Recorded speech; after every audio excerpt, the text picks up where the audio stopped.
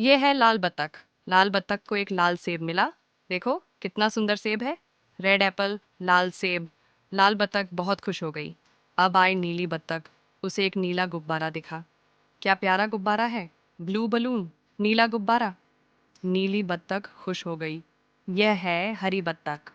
हरी बत्तख ने एक हरा पत्ता देखा। ग्रीन लीफ, हरा पत्ता। कितना हरा और ताज़ा पत्ता है। हरी बत्तख बहुत खुश हुई। अब आई पीली बत्तख। पीली बत्तख ने सूरज की ओर देखा। कितना चमकदार पीला सूरज। येलो सन, पीला सूरज। पीली बत्तख मुस्कुरा दी। ये है गुलाबी बत्तख। गुलाबी बत्तख ने एक गुलाबी फूल देखा। पिंक फ्लावर, गुलाबी फूल। वाह, कितनी सुंदर खुशबू है। गुलाबी बत्तख बहुत खुश हो गई।